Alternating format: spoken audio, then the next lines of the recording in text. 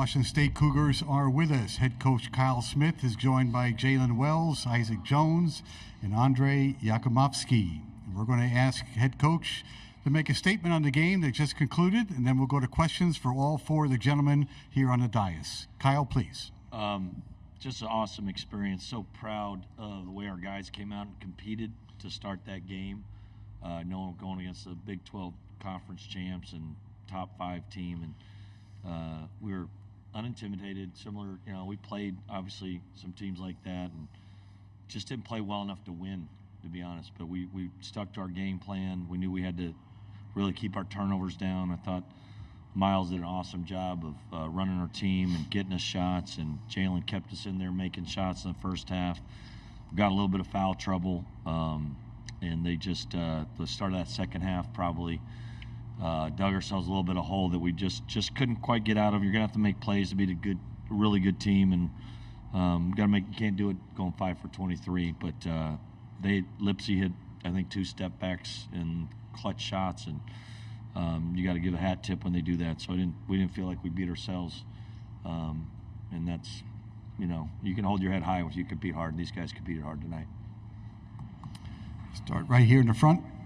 Yeah, Greg Wood, spokesman of you. Kyle, obviously you guys would rather have won and moved on, but this is this program's best season in a decade and a half. Where is your head at in terms of processing this season overall, and just kind of how this went? It's really hard. I think like I said, I think it'll wash over me in a couple weeks, or as a season, well, a year from now, whatever. But you're trying to stay present, enjoy it, and also be prepared. And there's so many distractions coming at you, and going through this, it's an awesome experience. And first for me as a head coach, and honor to coach these guys. They're easy, man. They were a joy, and appreciate them. And can't thank them enough. We talk about gratitude and thankful. We're thankful every day. We did, and today was no different. So it's like I said, we started 5 years ago, trying to build this thing into something, and two NITs, and now an NCAA tournament win. And evidently, I was unaware, but people said we didn't belong. So we proved that we belong, to say the least, and it's just an honor. Jamie Vinnick, CougFan.com. Coach, it kind of seemed like what they were doing defensively and just the amount of pressure, it kind of threw off the rotations a little bit, where you were worried about maybe turnovers or size matchups, and kind of, maybe didn't get Isaiah in as much as you would have wanted, had to kind of go with Kamani and Ruben just for the size. Was that kind of how you felt just with what they were doing? A little bit. I thought the ball handling was really important against them, and we did such a good job for so long in that group. And I didn't think it was the type of team. We haven't really seen a team like this that guards this way. So that's hard to tell the guys, like, hey, the lineups are going to be a little different tonight. And then, don't get the early check-in like maybe Isaiah would have wanted, or even Ruben. But I was really proud Ruben was ready to play.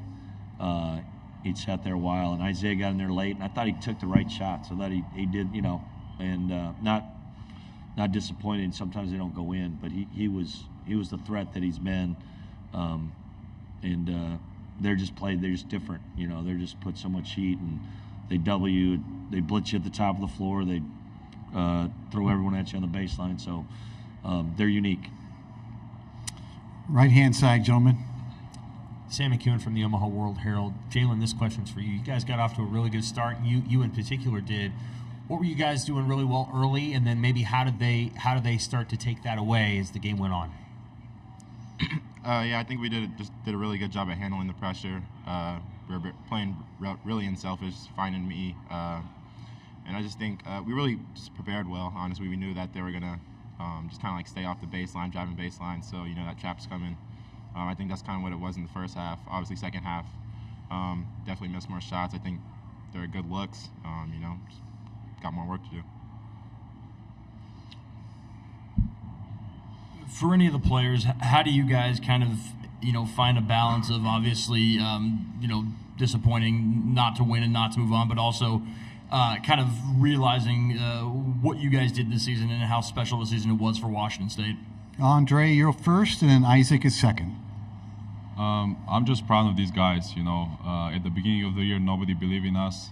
It was just us in the Pullman community. So we just proved a lot of people wrong this year. Obviously, it wasn't enough to get the win today, but I'm just super proud and just, just thankful for this amazing experience. Yeah, like he said, we were proving people wrong. We had a good season. I've never been a part of a team like this before, so I'm just blessed and I thank God for it. I didn't go the way we wanted it to, but I wouldn't trade in it for the world. Jalen, I know we've talked a million times about you going from D2 to D1, but to go for 20 points, in the second round of the NCAA tournament, what do you think that says just about your game and the way you kind of developed over the years?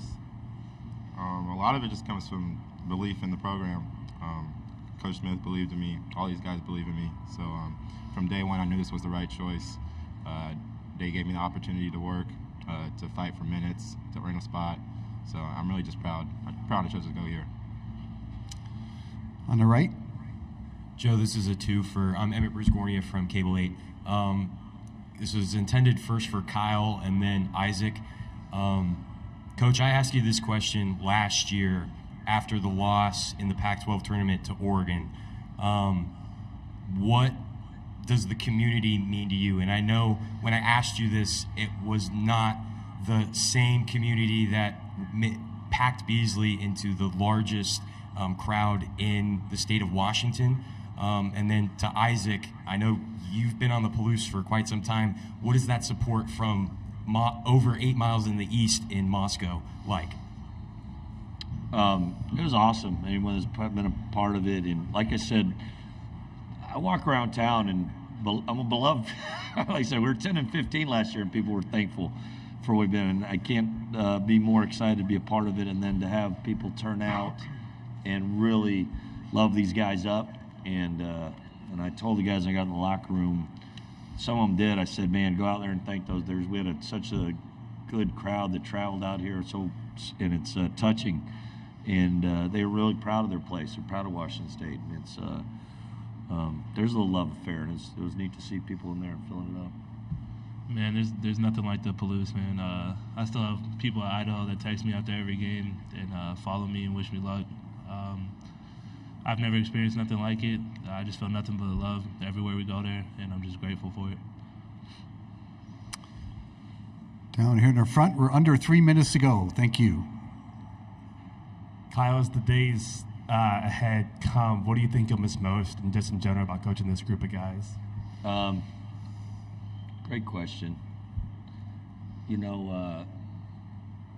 I haven't even thought about what I'm gonna miss. I'm still in the moment with these guys, and Isaac coming over, and you never know how a grad transfer and guy's gonna fit, and he's been an awesome treat to be around as a person. He's a really quiet guy, but he's got a big heart, cares a lot, and I'm excited to see what they're going to do next in life. I'm not going to miss them. They're always going to be a part of it. And Andre, where he came from, my goodness, we got a crazy story after his freshman spring and everything, and his love and his loyalty. There's not a second place in my coaching career, 31 years of guy that carry. I'll miss him if he's not back. Who knows?